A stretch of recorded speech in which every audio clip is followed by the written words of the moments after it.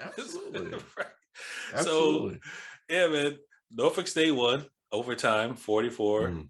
47-44. Hampton had a 27-17 lead at the half.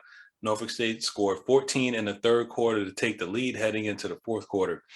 Then we went on an 8-play, 70-yard drive to tie up the game and send it to OT.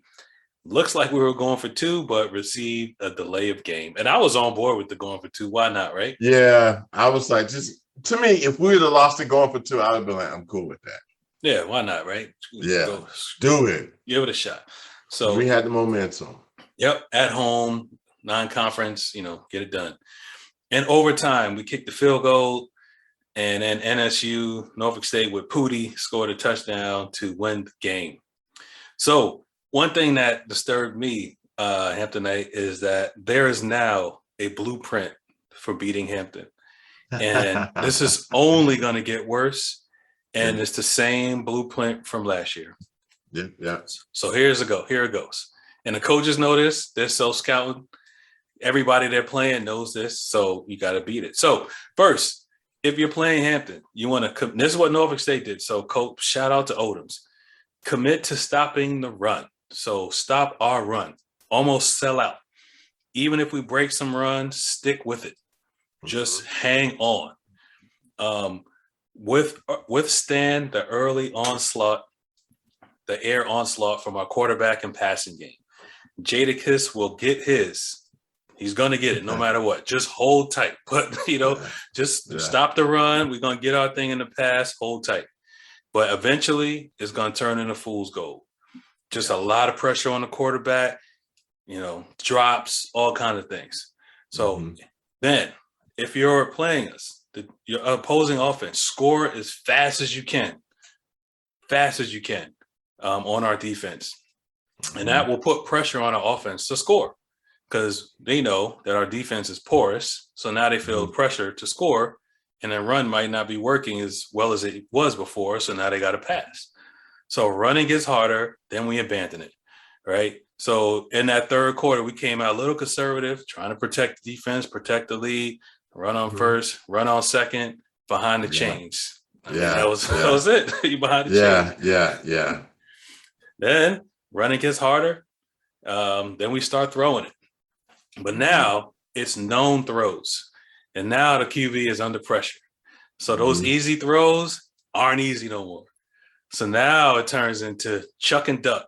So you remember what chuck and duck was, Hamptonite? Yeah, I sure do.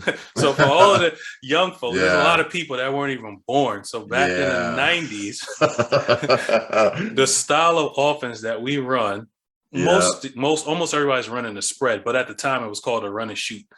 So 4 wideouts, 2 on each side, normally a running back, quarterback on the center. What happened was if you stop the run, you make it known passing, then the quarterback will eventually be under pressure because it's hard to block for defensive linemen with fights. You're going to get blocked. So what it turned into was chuck and duck, and that's what Buddy Ryan used to call chuck and duck. And then that's what it looked like, Duffy was at times in the second half of this game.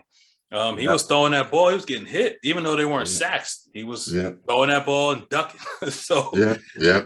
And just for more context, the chuck and duck is a style of offense with minimal pass protection, requiring a quarterback to chuck the ball and then duck to avoid a defensive lineman.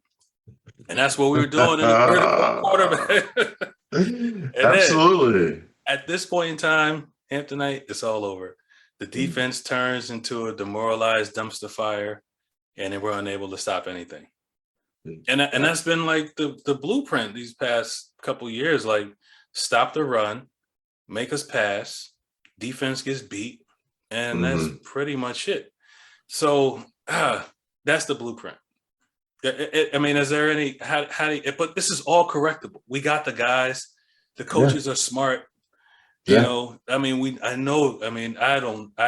talked to the head coach, but through grapevine, some of the coaches I do as well. And their praises are sung. So something is wrong here, but it can be corrected. But the blueprint's out there. Oh, yeah. The blueprint is definitely out there. I mean, it is harder to stop. It's easier to stop the run late, and that's when you need it the most. Like, I felt that the third quarter is when we really needed that run game. We seriously could have kept Pooty off the off the field, with a couple of runs. But I think it seems like that we weren't really that imaginative with the run, and they were stacking the box. It's like, but this is another thing. Elijah Burris did fumble, and I hate to call out his name. He did fumble, Yeah. and it was on a good run too. And it's just like, oh Lord, it's like what my grandma would say, like, baby, what you doing, baby? Oh Lord, baby, what you doing? But I think that, to me, signaled the end right there, because we got the ball back, and then we gave it right back. And that, to me, and that's why I said last week, these momentum shifts. Hampton is not good with stopping momentum. And I think those momentum shifts really hurt us. And I do think that if he was able to hold on to that ball at that one point in time, then, we could have eaten up and gotten off a lot more time off that clock, with another set of 4 downs, So that is definitely a blueprint. I do think that when our defense, is tasked to, somewhat bail out the offense, that's probably too tall for them at the moment. It's because I think on our 4 down linemen, we don't have a consistent pass rush, and I think it's just like, I think if we could just get a little bit of pass rush from there, then it definitely will help out in the secondary.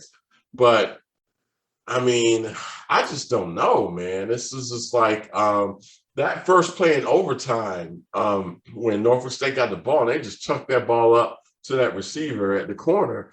I was just like, the young man literally was a step to 2 behind them. And we're just sitting there like, son, you see they had 5 wide. I mean, what you think? Who's gonna run a draw? He could. He can run, but I'm sure it probably wasn't his responsibility. It's like what Bill Belichick says: do your job, do your job. And I think it's probably some players on our program that won't do their job, or they're thinking about someone else's job when they just should be focusing on their own job. You know what I mean? So at this point, I think everything you said was correct. So, okay, thanks, man. I mean, it's all correctable. So that's we just gotta see it, man. I mean, oh man. Okay, so we've been on this game. We're gonna tie this up: the good, the bad, and the ugly. So this is like a